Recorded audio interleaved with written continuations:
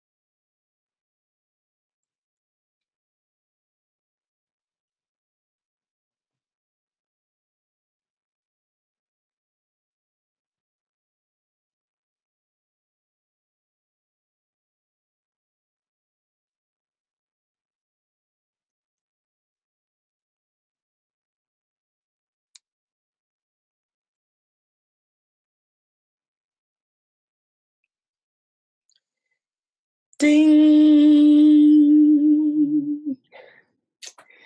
Great. Thank you, everyone. Thank you, Dr. Diane. Welcome. All right. So let's begin just so that everyone is having the same understanding. Can you talk to us about the relationship between diversity, equity, and inclusion? Right. So actually, even before I do that, Johanna, I just want to maybe identify three goals that I have for our time together. Excellent. And I think one of them is to begin an ongoing conversation, right? And the part of this call is going to have us be in dialogue about why diversity, equity, and inclusion is so present right now in our organizations, in our communities, in our cultural landscape. Right, that's one. I think the second one is to help. I'm really interested in those of us on the call and those who will be viewing this webinar later, to help folks gain a sense of the journeys that we all as individuals and as organizations and as part of a system are grappling with issues that are related to diversity, equity, and inclusion and our organizational mission, right? And then the third goal I like to have is to have time for us to be in dialogue with questions and answers in a type of clinic where people can get very, very specific thought. We can have specific reflections and thoughts, and even some problem solving as the time allots. So, and then also, of course, to have a really enthusiastic, insightful, thought-provoking time together. So those are, if we do those things with the time that we have, I think we'll have an impactful and effective call. So great. Right. Thank you for grounding that container. Welcome. All right. So this question, I would like, why now, right? Why is it that, and why is it diversity, equity, and inclusion? In contrast, for those of us who've been around for a while, I'm not going to say how long. Me neither. I started when I was 10, right? Me too. So, over the decades that there has been an evolution about how we think about diversity. I mean, it used to be, I think, anti-racism training, and then it was, and then it was diversity, and then it was inclusion. But why now diversity, equity, and inclusion? And I think it is a reflection of, as we were talking earlier, the zeitgeist of what is occurring within our neighborhoods and our communities, our nations across the globe, right? That the notion of access, of equity, issues around economic justice, issues around stewardship of the earth, issues related to individual agency within our organizations. I was at the Othering and Belonging conference that was here in Oakland last month. Wonderful, wonderful presentations and workshops. And, one of the economists talked about that in this time, we haven't seen the level of disparity across resources economically since the robber baron days, right? When with all those amazing mansions in Newport, how those got created. That was out of a kind of the ability for individuals to accumulate huge, stunning amounts of wealth. And I think the other fact that is really true is that within our organizations, people are profoundly dissatisfied, often in the work that they do. And I think all of those are elements that drive us to why are we examining diversity, equity, and inclusion. BFO, blinding flash of the obvious, that the level of demographic changes that are driving our economy, are driving our institutions, are unparalleled.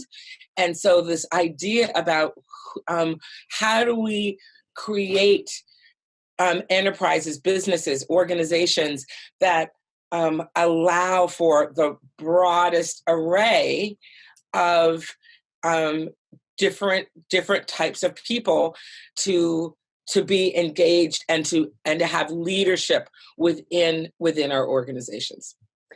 I'll stop there. Okay, yeah, and I just want to jump off on two of the things that you said. One, that economic disparity. I was just reading an article in Conscious Company magazine. Like, that is, not only is it getting worse, but it's at crisis level, and so it's not going to get any better if we put our head in the sand. We have to do something about it, right, especially when you couple that with the fact that the world and our country are getting more and more diverse every year. So what is that going to look like for the economy of, let's just say, the United States, if this disparity continues to get worse and the diversity continues to increase? Like, this is crucial times right now. And I think it speaks to the title of our talk, which is about how culture eats intention for breakfast, lunch, and dinner, and midnight snack. So what do you mean by that?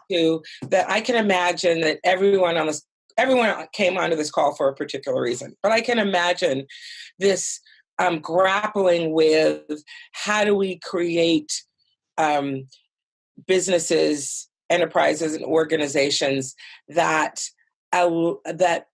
bring in a broader array of diversity, and how do we even define diversity, right? How do we define inclusion? How do we define equity, right?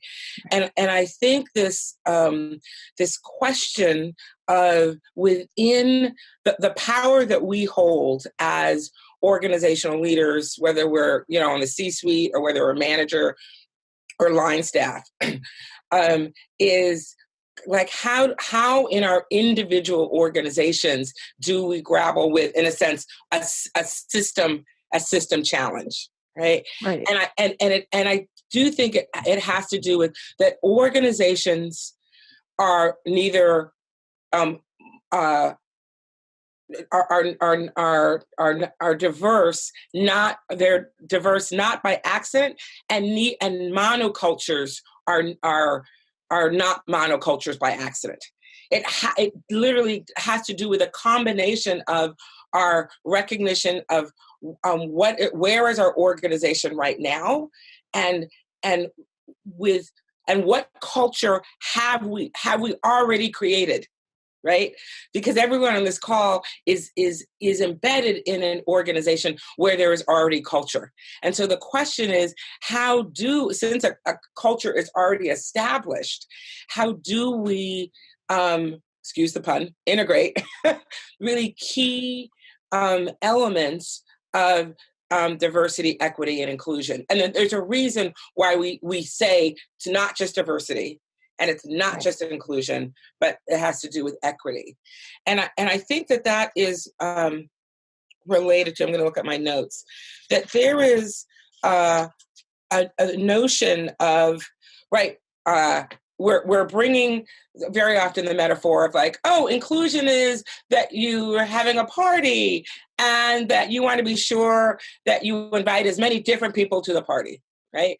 And I would say that equity has to do with who you even have around the table to decide that you're going to have a party or a banquet, right? Because if you're folks that are inviting people to your party is already constructed, right? So another metaphor is like, well, I want to come to a party, but I want to dance. And I'm saying, well, diversity, equity, inclusion is not that you're invited to dance, but that there's a collaborative DJ set that helps you decide the range of music that you're going to play. Yes. Right?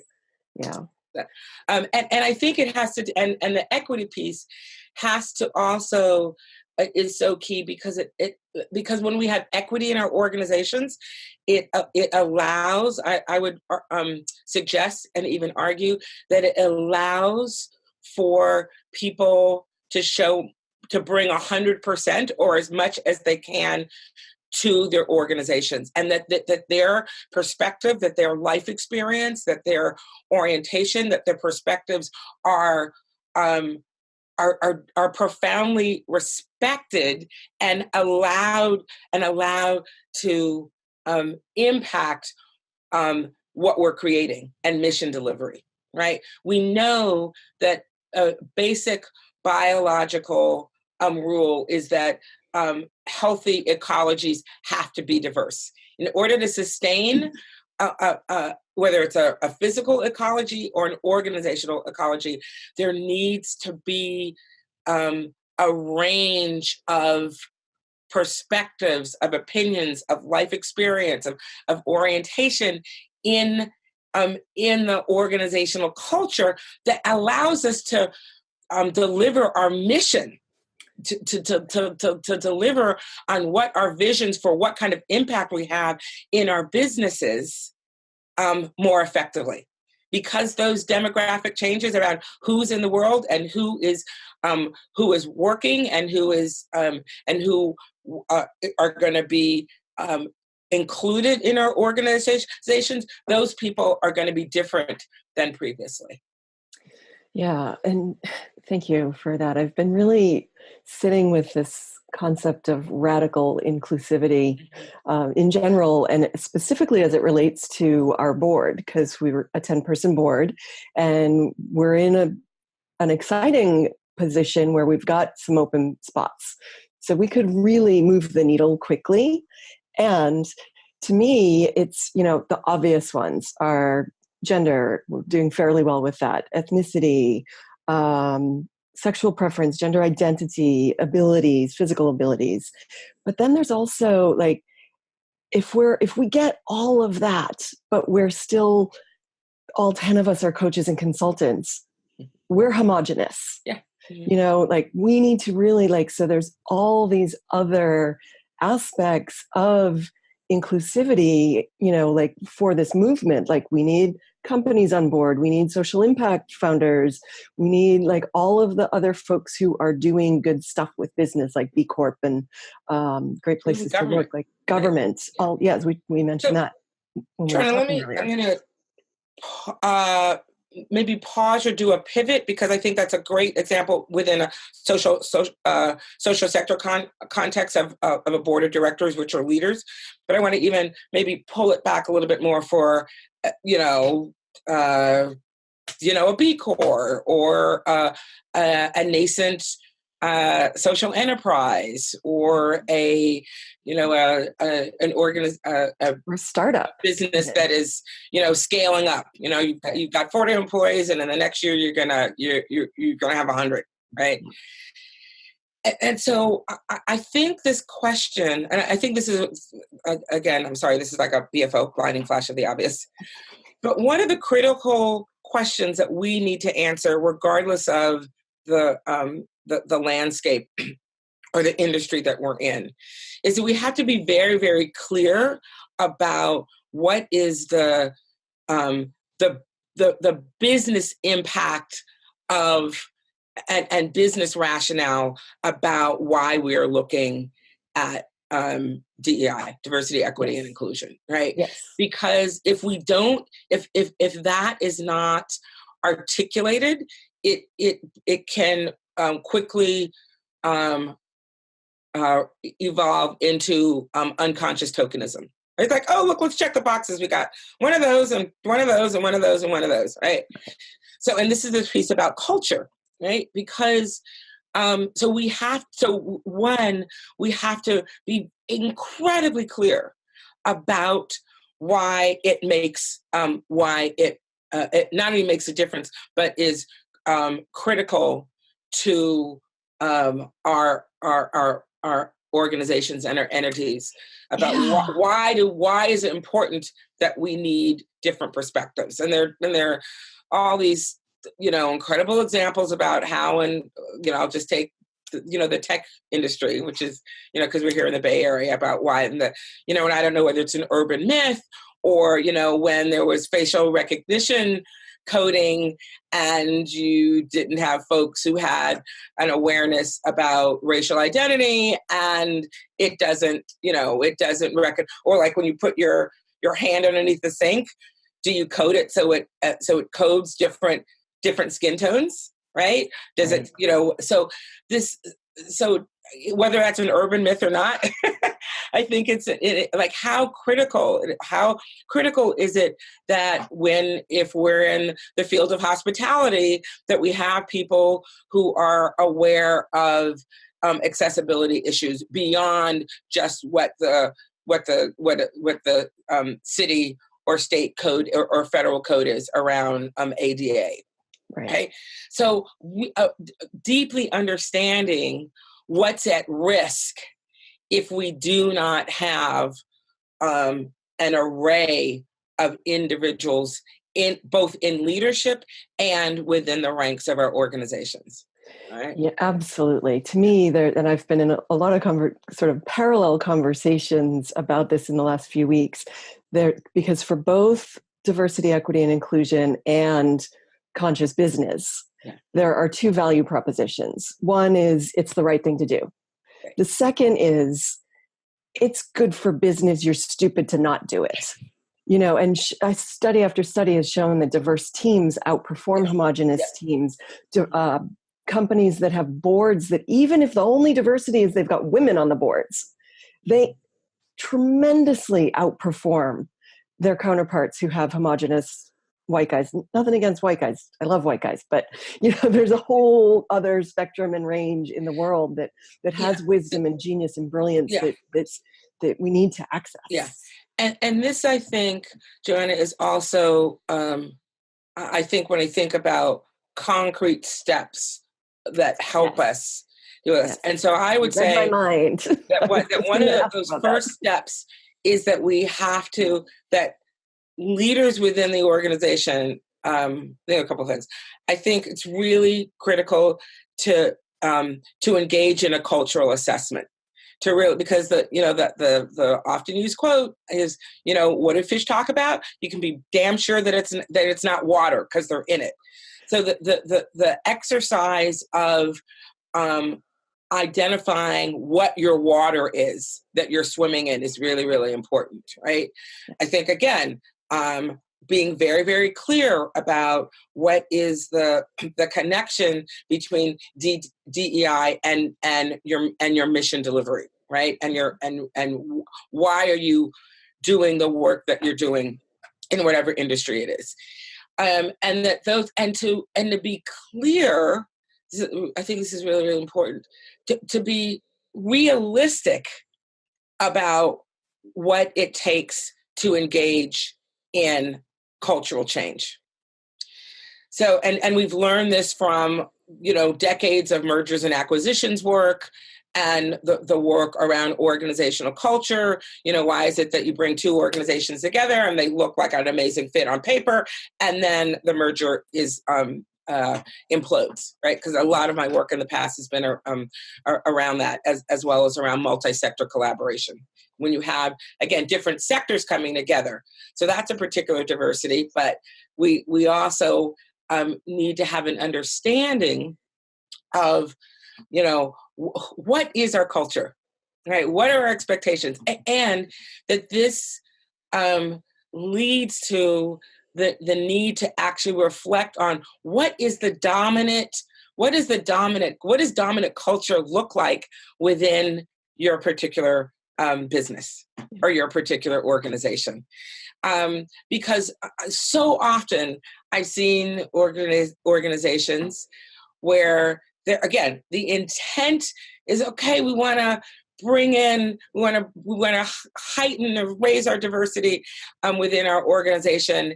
And you bring in, fill in the blanks. Like you bring in a woman, you bring in an LGBTQ person, of color, and it's one person. And then there's the question about, oh, wow, I don't know why they didn't stay. Or when they do stay, I would suggests that it's because that there's a larger cultural fit, right? And so if we're going to build truly, authentically, I would say, diverse, inclusive, and equitable organizations, we have to be willing to interrogate how much are we willing to change and our capacity to change.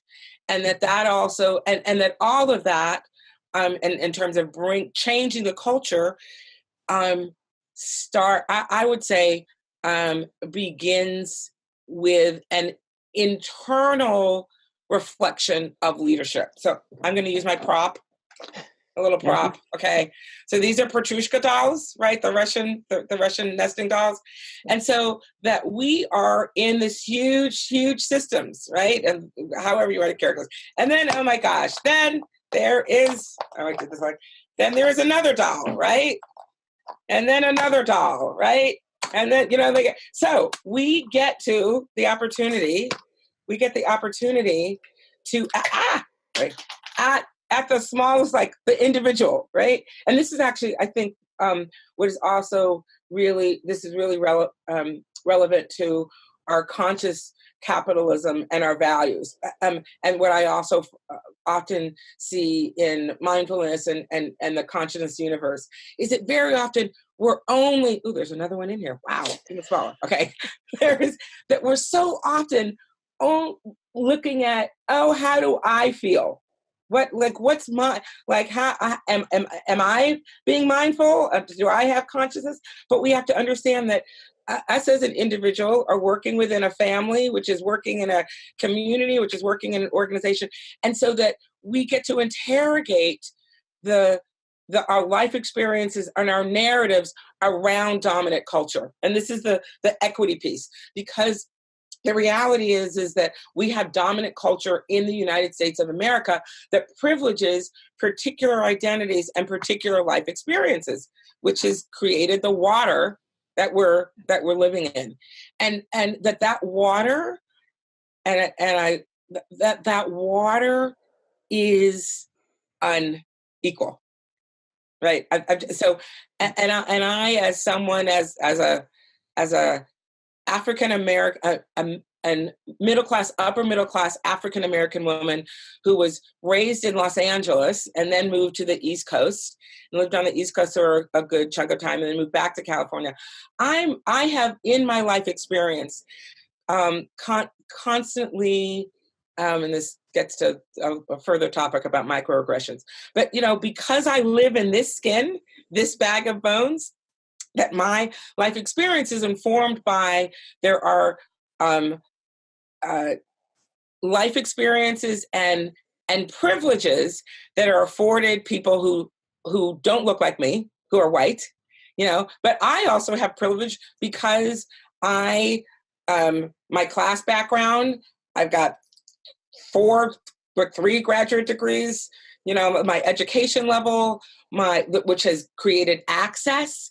So this is the equity piece that we have. I would say that one of the things that is most important is that we, on an individual level, reflect on how our life experiences have shaped us and shaped our assumptions about how life happens, how life works, how businesses work. That's informed by, I would say, influenced by this individual package, but then we get to explore and examine the systems, because there are, the big doll, there are systems in place that privilege as well as mediate access around all resources and all kinds of things, right? So the inquiry into what culture that we have created within our businesses and our organizations allows us to start looking at how, and this is why interpersonal work is a part of this. When people say, Just give me the list of things that my business has to do to be an organization that gets it right around DEI. And I'm saying it is not diversity, equity, inclusion is not an intellectual exercise. It's not. Right? If there's one thing that folks walk away with, it's like, yeah, it's not. That doesn't mean that we're not going to create systems within our organizations that address that, but that it is in the way that the nesting dolls start at the small and go all the way up. We have the opportunity that we can look at the full range of the systems that we're working in. Yeah, and I think that's that is such an important aspect of this work, that it's not just, I can't just take a class or read a book and suddenly I've got it, because this water that we swim in, and I'll give an example earlier, and thank you to my friend who called me out on this privately. Earlier, I used the phrase sexual preference. Mm-hmm. Preference. Okay, I know that. I'm bisexual. It's not a preference. Right. But it's like, that's part of the water that I have swam in for most of my life. The unquestioned assumption that sexual orientation is a preference. I mean, it's ludicrous. I feel silly saying it out loud, but I'm also committed to calling myself out for when I'm being a dumbass. But I think, Johanna, what's really interesting about that example is it also speaks to the exercise about the level of self-compassion that we have to have. And I think one of the reasons, because I'm leading workshops and trainings all around the country, and even in some instances internationally, about, courageous conversations, right? And empowering courageous conversations across difference.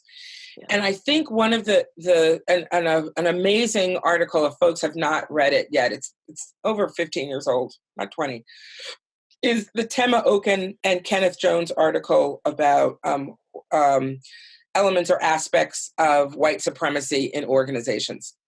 And we could have a whole nother workshop about, it's fascinating about how language is so powerful, and the fact that white supremacy and dismantling white supremacy is starting to come into the lexicon, at least in some circles. I don't think it is in the business circle so much. It's still under the diversity, equity, and inclusion, but at least we're talking about power dynamics, right? But in this article about characteristics of organizational culture around white supremacy, they list,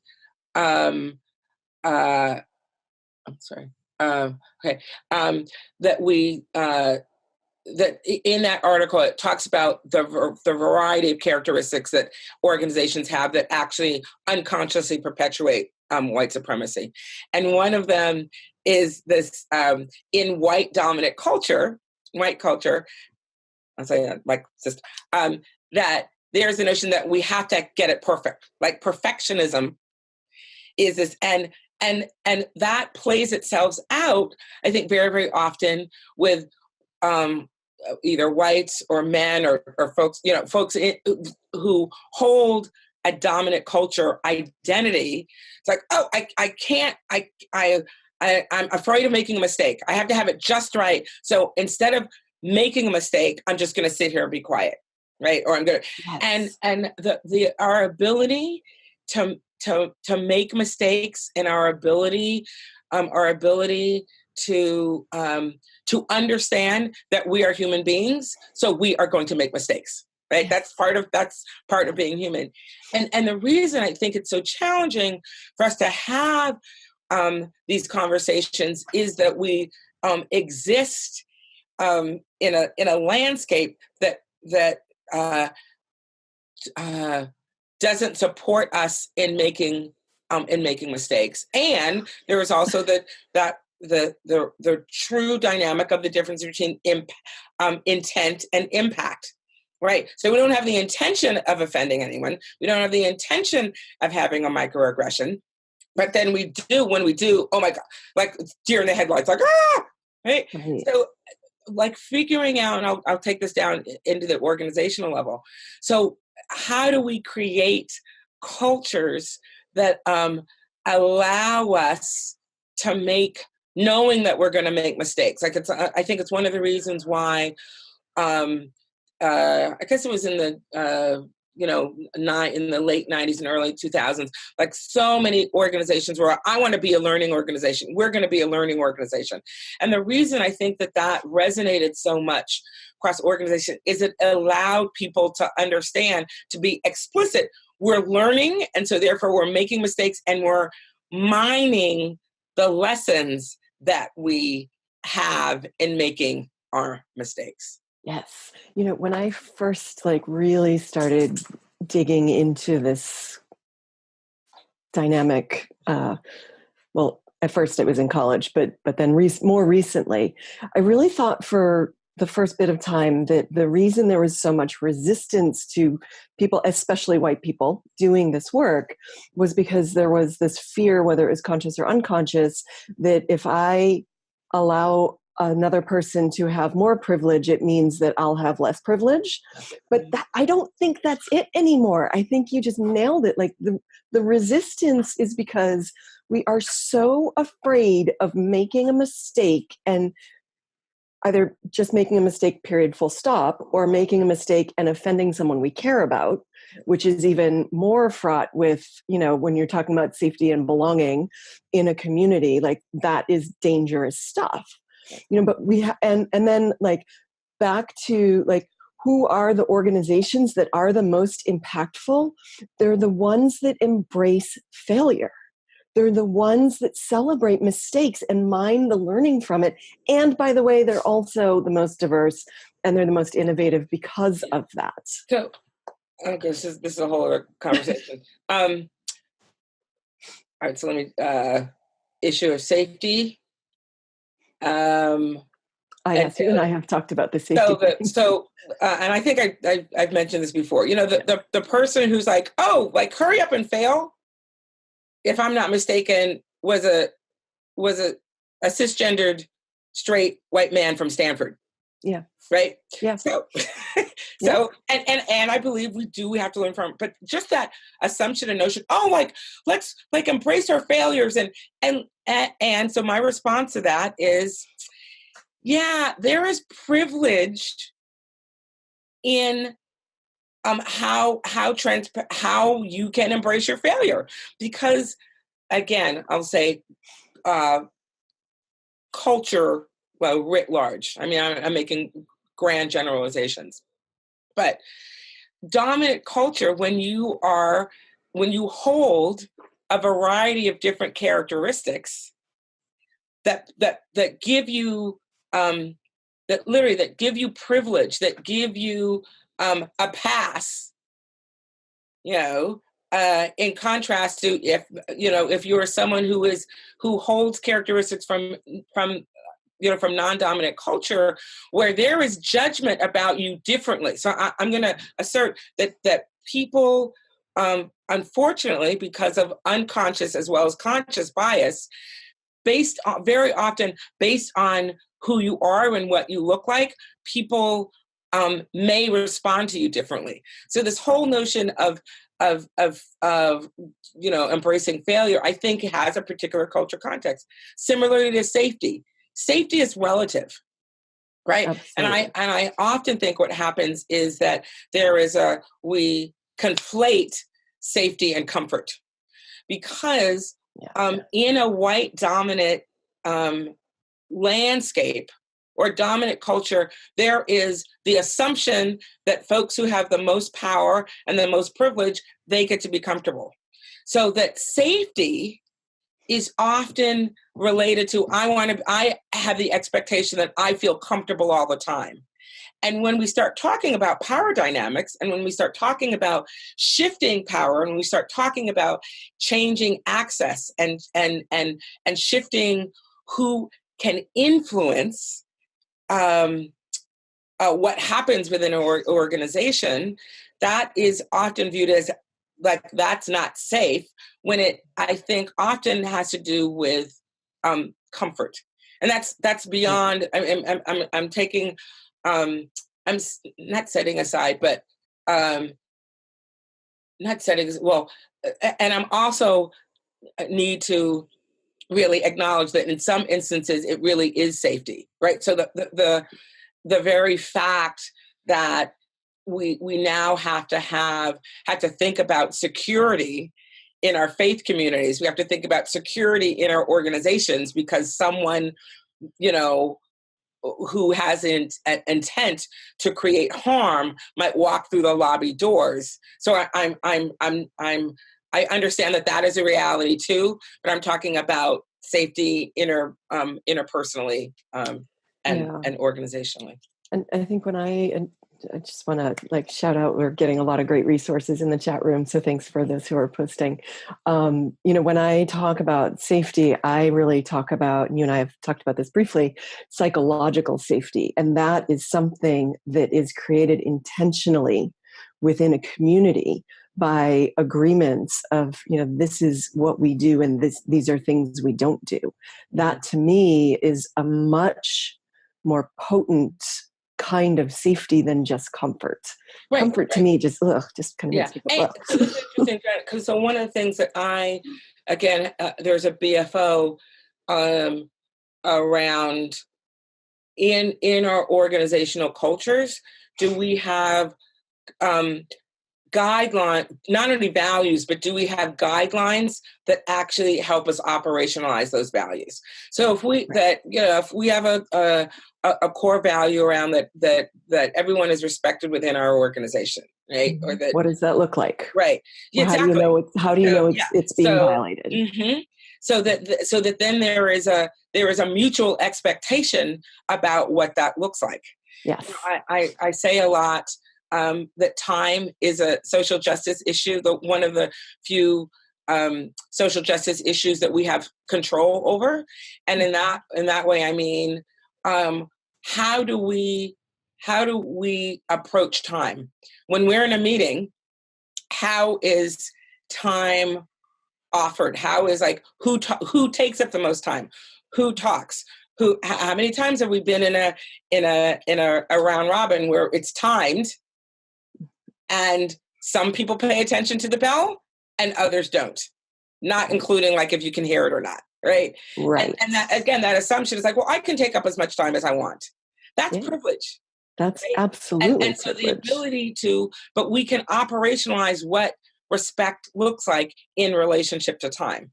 We can operationalize what inclusion looks like in terms of across an organization, in terms of various levels of power, as well as various levels of ability to influence what happens. There are certain things that are given that we might not be able to change, but there are certain things that we might change. So it's like who we call on first at a meeting. Like who we call on first in a meeting.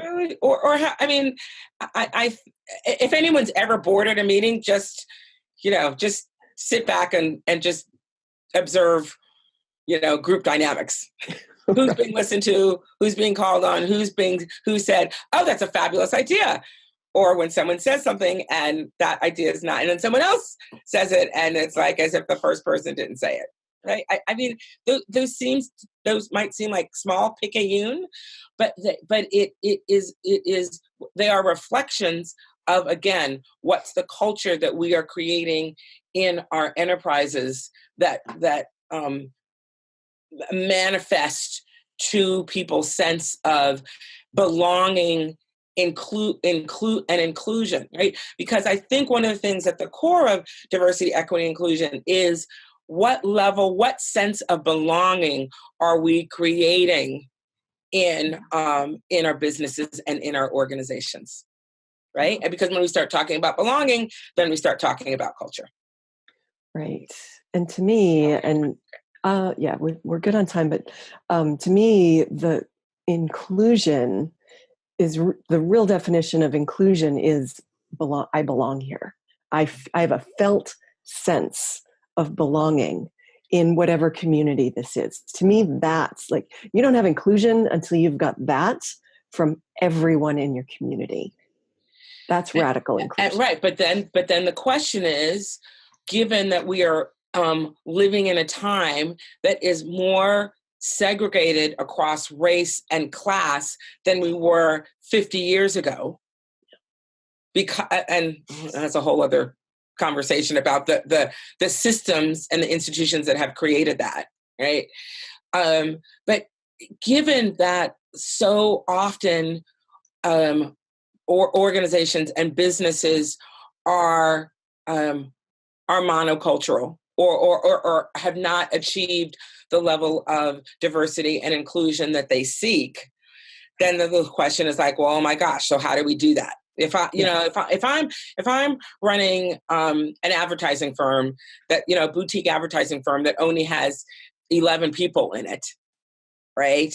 And they're all white because I actually hired everybody I hired from my network, which has tendency to be, monocultural. Then there's that constant question, well, what do I do? Right? This is the $50,000, $100,000, $500,000 question, right? And I often work with clients about the need to understand if diversity is really important, then you're going to have to be willing to have to sit in the space between. So I'll give an example with an organization that, and no surprise, all management and C-suite folks were white. A lot of folks in fulfillment and in the warehouse were folks of color. Never shall the twain meet, right? And the thinking, and so then there was a manager's position open, and I said, okay, so systemically we have to look at where are you posting the job position? What networks are you involved and engaged in? That you keep the search open until you have a diverse pool, which meant that the organization had to sit with having that position open much longer than, oh my God, I got 5 people that I already are in my network that are ready to be interviewed, and we can get this position filled in a month to 6 weeks, right? And so the ability to, and systemically to create policies that we were like, that our searches we're not even gonna begin interviewing until we have a particular percentage of diversity in the pool, because at least that increases the possibility of having some diversity in within our ranks, right?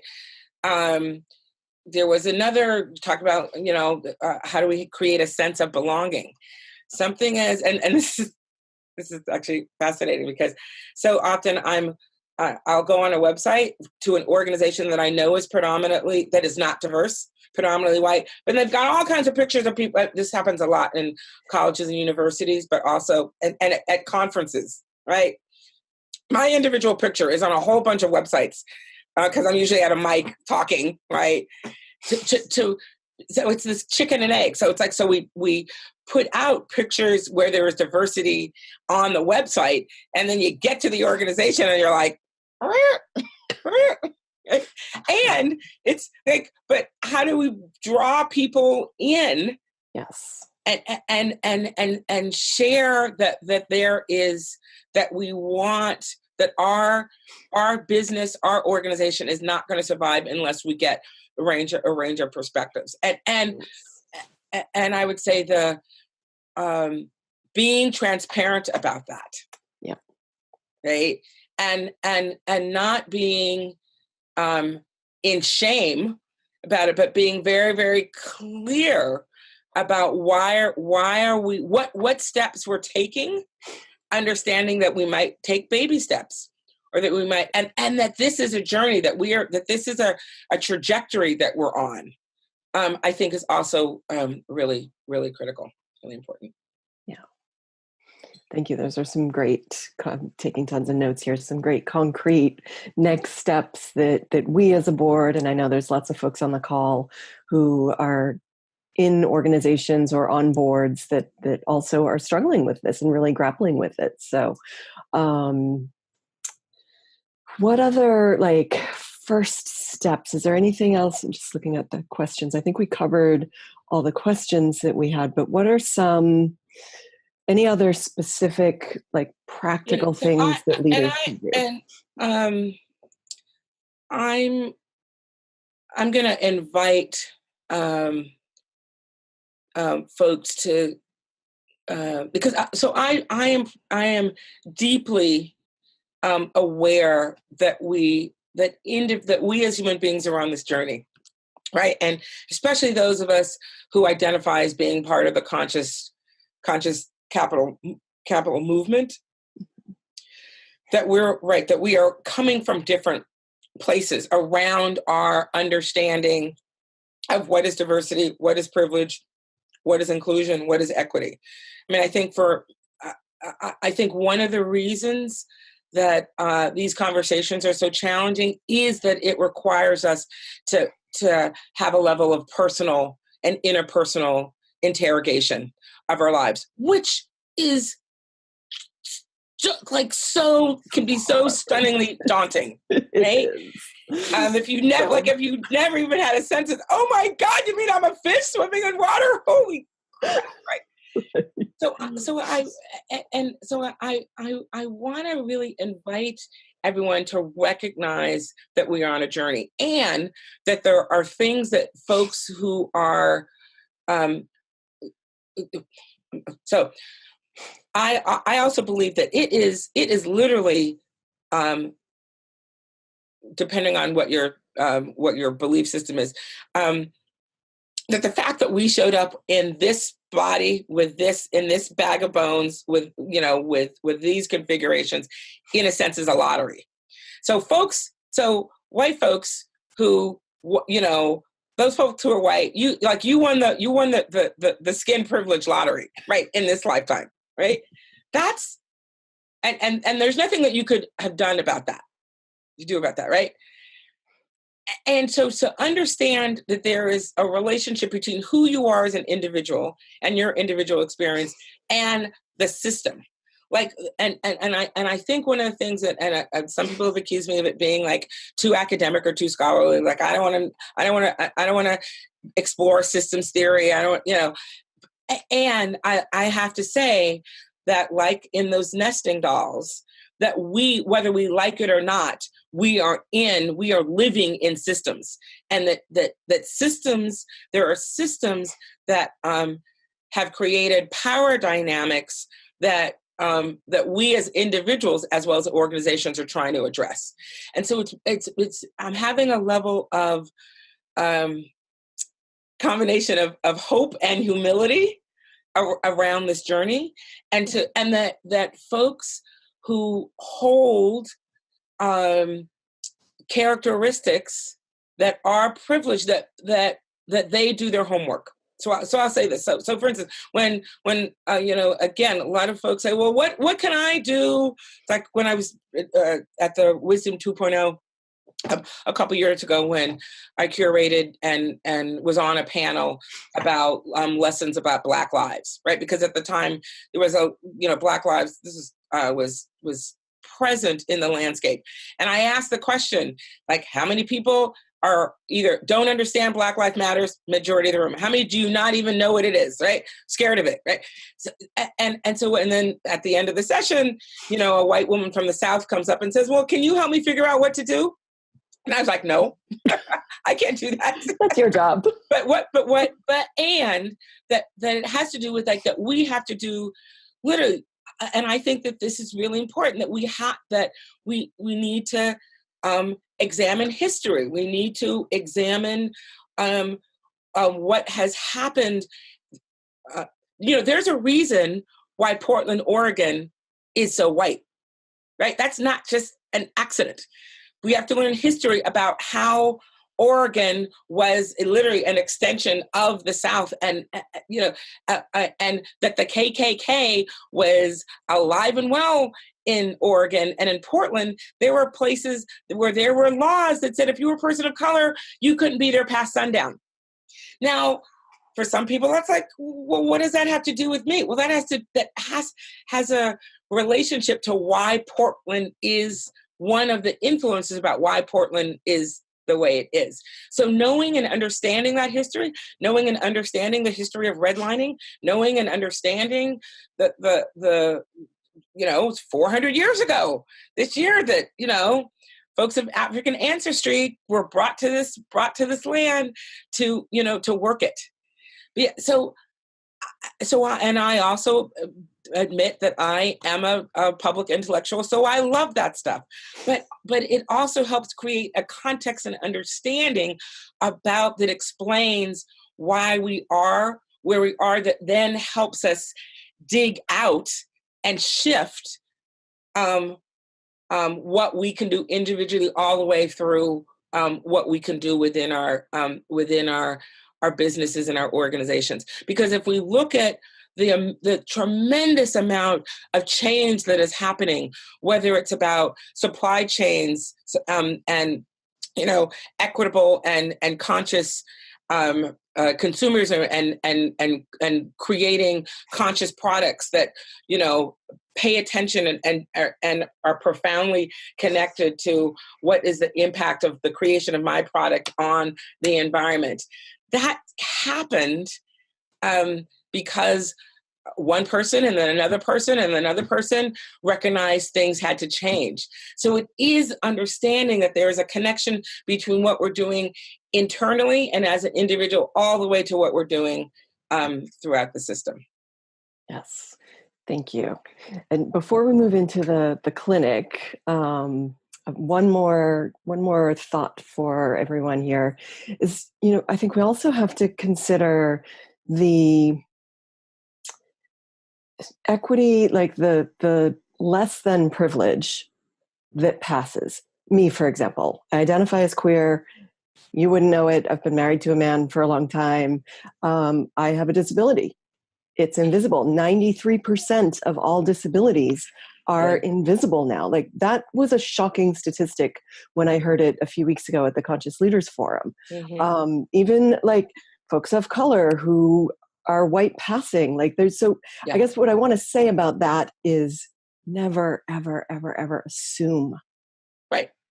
Okay. Yeah. So. Because we know what happens when we assume, right? Great. Dr. Diane, you are such a blessing in my life. I'm trying to find a quote. Okay, this is a quote that I want to share with you, even though it's related to the law, because this is by a civil rights attorney. Every good law or case you study was once a dream. Every good law or case you study was dismissed as impossible or impractical for decades before it was enacted. Give your creative thoughts free rein, for it is only in the hearts and the dreams of people seeking a better world that true social justice has a chance. Remember that we cannot give what we do not have. If we do not love ourselves, we will be hard-pressed to love others. If we are not just with ourselves, we'll find it very difficult to look for justice with others. In order to become and remain a social justice advocate, and I understand that's a particular landscape, we must live a healthy life. We must take care of ourselves as well as others, invest in ourselves as well as in others. No one can build a house of justice on a foundation of injustice. Love yourself and be just to yourself and do the same with others. As you become a social justice advocate, you will experience joy, inspiration, and love in abundant measure. Mm. And that's by a civil rights attorney by the name of Bill Quigley. And yes, I understand that that's a change maker context, but I think we can apply it to wherever, because I imagine that those of us that are in the conscious capital movement, or we're even exploring it, we're in that because we have a different paradigm, we have a different framing about how we do business, right? And so that I would say that engaging in conscious capitalism is a reflection of social justice in a way, because we're trying to re-envision and reset what we mean by an economy, and an economy that works for all of us, not just for some of us. Yes. Oh, thank you. Thank you. Thank you. Thank you. All right. Now I'm very excited for this next part. We're going to open it up to the clinic. So this is where you, our audience, gets to ask your questions. And do you want to do that via the chat, or you want to have them raise their hand? Because if you go to participants, you can actually raise your hand. Yes, let's have them raise your hand. So if you click on, if you have a question. So, Diane, do you want to share what you shared at the beginning of the call about kind of who we might invite to step up? And the challenge is because, for some people we don't, because I have this tool that I use that's often a disruptor, where I do what's called a privilege stack, which means that I actually ask those who have historically and traditionally not given first pass to share.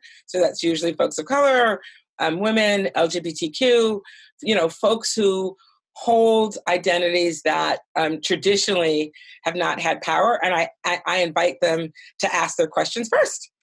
And it's very, very interesting, the reaction that I had, depending on the room.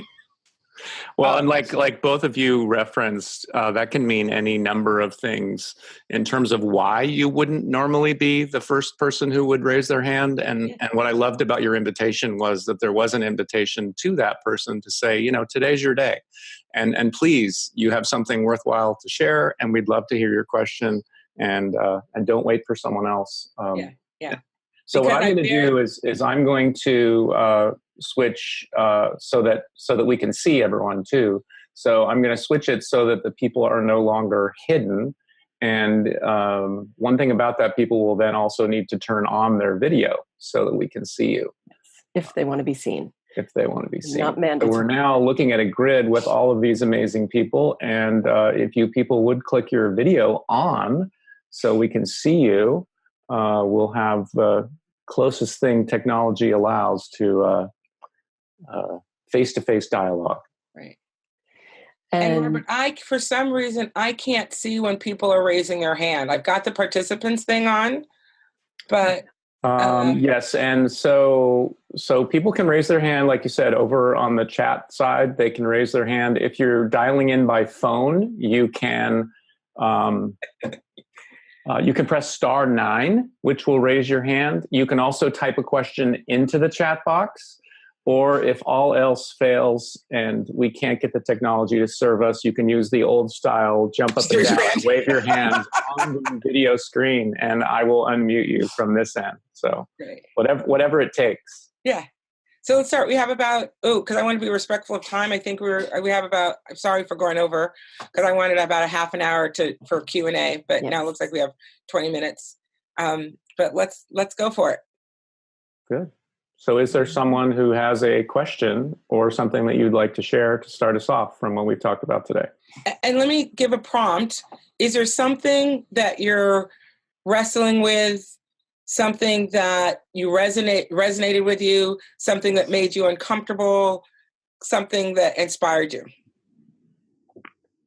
Just to get us going. Yes, thank you. So I see Dylan's hand up. So I'm totally happy to go last, but I have a question or some thoughts. Okay, great.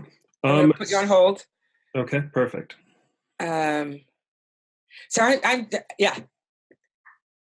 So this notion of this stack that I talked about, I'm interested that there's just this lovely smiling, beaming faces. Some of you have pictures. So I'm that's data for me, right? It's just like, oh, yes, and I see Kate kind of. Hi, Kate.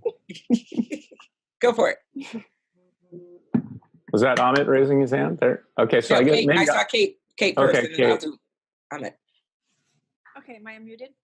You are No, you're unmuted. You're on. Okay. Awesome. I love that we're here having this conversation, and I'm learning a lot. I feel like the nesting was that visual of the nesting dolls is, I've never heard it described in that way. And so thank you for bringing props. Also the mom of a transgender daughter. And so sometimes I feel like that's missing, and there's a lot missing in my context for that, in terms of, I noticed myself wanting to hold all of these conversations equally.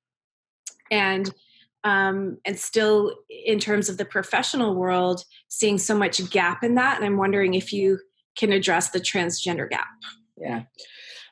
I think, and I feel really blessed to live in the Bay Area, and then before that, to live in New York, and I've grown up in LA. So I realized that my both exposure and my that I have any number of transgender people that I love deeply in my life.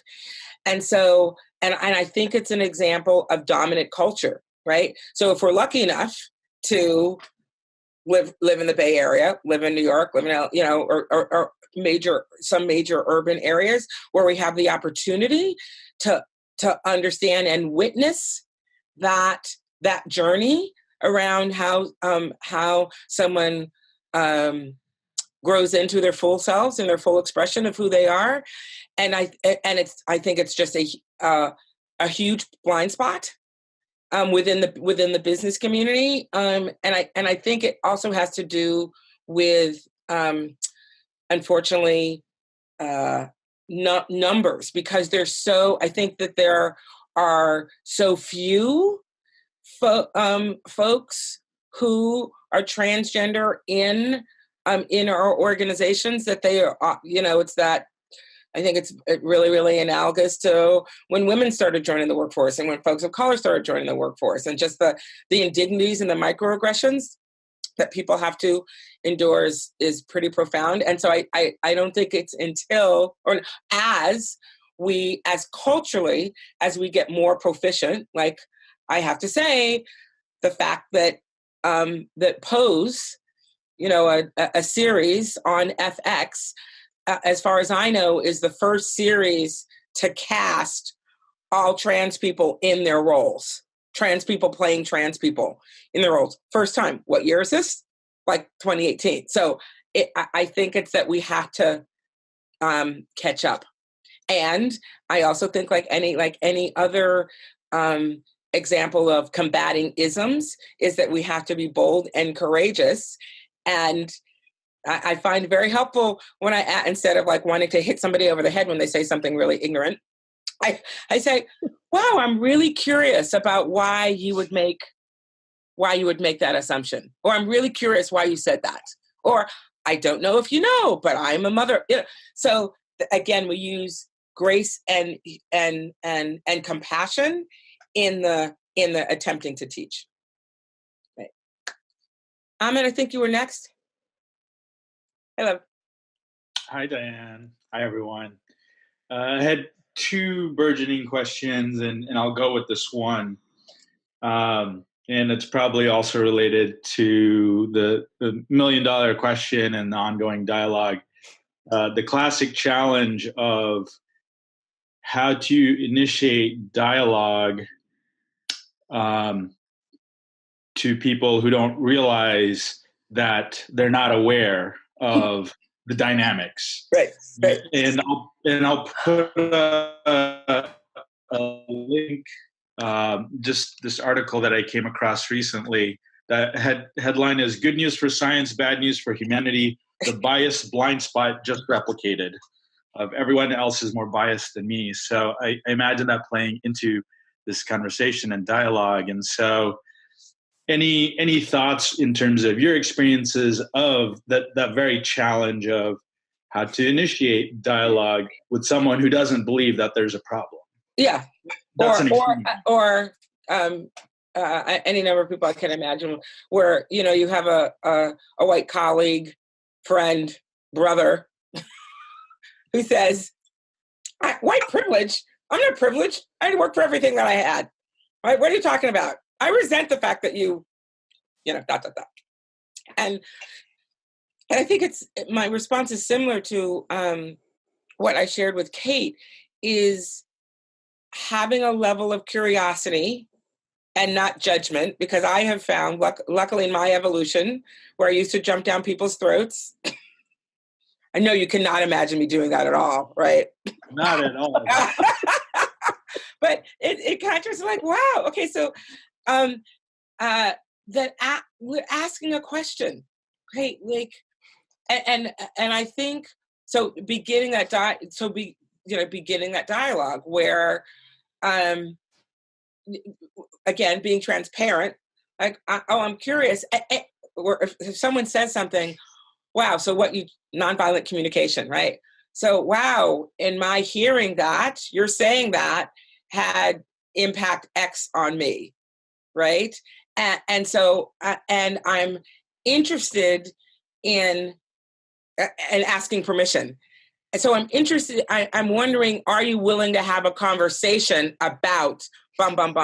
Because that that initial asking permission to be in dialogue helps create a level of mutuality, in contrast to, this is my opinion, and no, I don't. I mean, I've had any number of times where I've said, wow, are you I'm wondering whether you're interested in having a conversation. I mean, this just happened recently. And the person, said, no, I'm not. And I was like, and then I said, yeah, that's the problem. And then, turned around and screamed. So, but I've gotten to the point where I think it's very, very important to just come to an agreement that a dialogue, that there is the opportunity to listen and to share, because otherwise it's just an exercise of you're right and I'm wrong. Right. And that often is related to the level of relationship that we have with the person that we're speaking to or speaking with. So there have been any number of times where I've engaged in halting homophobia, transphobia, or I'm thinking about this one particular example at a national conference where I listened, and then I finally said, excuse me, sir, you need to stop, because the goal of this convening is around sharing and dialogue and respect, and what you're sharing is none of those things. So I invite you actually to stop talking and actually to leave the room, right? And then it was very interesting, saw him in the hallway and then had a conversation with him around that dynamic. Both my saying, this is why I did that, that's why I asked you. He actually stormed out, but what was fabulous about that was be able to come back around and ask him, are you willing to have a conversation right now? Because I don't want to leave it in the way that we left it. And then have a pretty fruitful conversation with him and another person. So it just speaks to the power of asking for permission, and also having a level of deep compassion. And I think that, and I don't think people consciously want to be ignorant. I believe that people are products of their environment and what they've learned, right? And being and their need to be right, because if your belief system are founded on a whole range of assumptions and attitudes, and for a lot of people, dismantling that is untenable, right? Which is one of the reasons why the defensiveness comes up so strongly in these conversations, right? For sure. Right. Thank you, Diane. Thanks, Amit. We have a question from Zeke. I'm going to try to unmute him.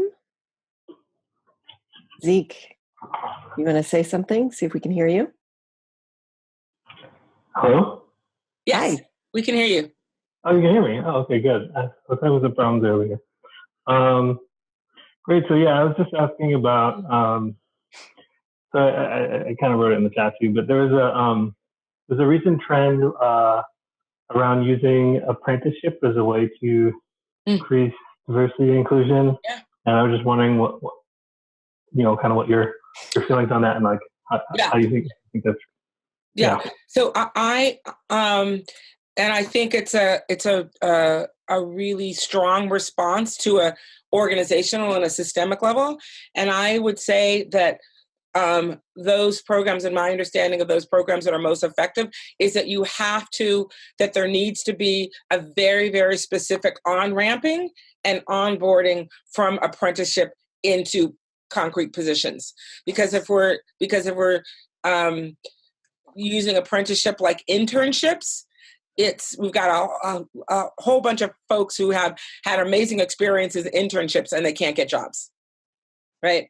Or not can't get. So I would say that those programs, and if we're creating apprenticeship programs, that they have to include mentorship. They have to include concrete building, helping those folks who are in apprenticeship context within the individual organization that they're doing apprenticeship work with, as well as the field, gaining them exposure to the field that they're apprenticing in, and then I would suggest having organizations that will, if not guarantee, then at least serve as organizations and businesses that have a commitment to take on apprentices, in full-time work. I think that's like a really, really, really critical aspect of that, and they might already be doing that. Thank you. You're welcome. We have another, I think, 10 minutes, right? Yep. And we've got a question from Tom Henry, and then back to Dylan as our first question. So I'm going to, Tom, are you unmuted? Can you hear me? We can. Hi, Tom. Okay, terrific. Well, first of all, thank you, Diane, for joining this group and facilitating this with Johanna. And thank you, Conscious Capitalism Bay Area, for sponsoring this. I've been doing this work for a very, very, very long time, so it's a real pleasure to see this level of engagement and this level of commitment to doing this work. I have a couple things. A lot of this is very complex, and because I've been doing this work a long time, I'm sort of interested in your perspective because I've been doing this work now literally about 40 years, so it's been some time. We actually teach, I'm a values-based guy, so I really teach values-based leadership and a lot of conscious culture work that we do. And there's a couple of core things I'm interested in your perspective. One is because of time, Tom, I'm going to ask you to maybe ask one or two. Okay, let me get right to the point. When basic needs are not met, fear becomes intensified. Yes. We've seen this over the last 10, 20, 30 years, fear becoming deeper and deeper and more intense. Mm-hmm. And this fear creates a lot of the challenges we deal with. So I'm interested in how do we have dialogue in this environment of intense fear? And then what do the steps look like from the work you're doing in terms of creating safe spaces to have this happen? So I completely agree with, in terms of, if we look at, Maslow's hierarchy, and if those basic needs are not met, it's really challenging to have any conversation or any dialogue. I mean, I think it's one of the reasons why the conscious capitalist movement is so middle class, upper middle class white, right? Because the whole mindfulness movement, because the ability to have your base needs taken care of provides you with a stunning opportunity to reflect on your purpose in the world and meaning of our life, because we don't have to spend a significant amount of time and energy in paying the rent and feeding our children, right?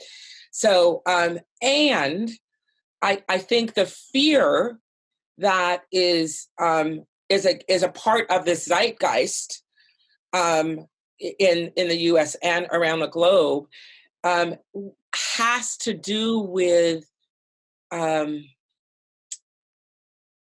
perceived notions of changes in power, right?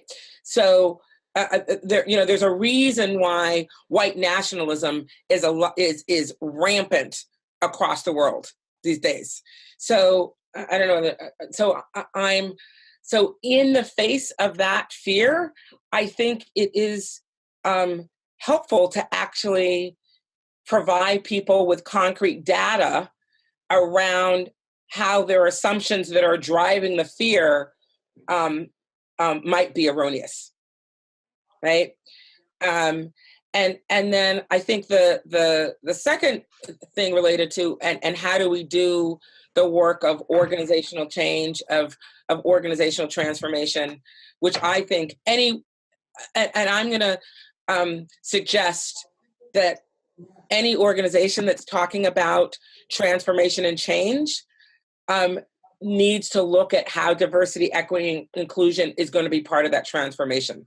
Because given the way the world is evolving and how it's evolving, if organizations don't figure out how to be radically inclusive and have a level of deep understanding about why equity and inclusion and diversity has to be part of who they're becoming, they run the risk of not thriving, actually.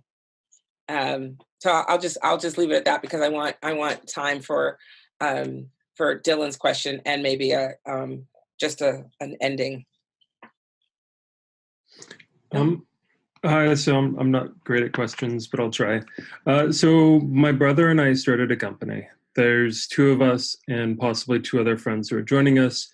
There's no money involved at this point, but we're kind of at ground zero in terms of we want to make sure that diversity and equity are a huge part of this. And I guess the thing that hit home for me most was where you said you wait until the pool is big enough before you start hiring within that pool.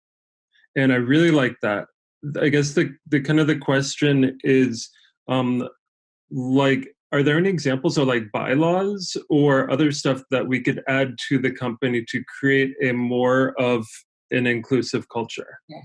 So Dylan, one of the things that and I'm going to repeat myself, that, diverse communities don't happen by accident, and neither do monocultures. So in that, you start a company with you and your brother, which is great. There might be two other people, but so I'm going to invite you to see how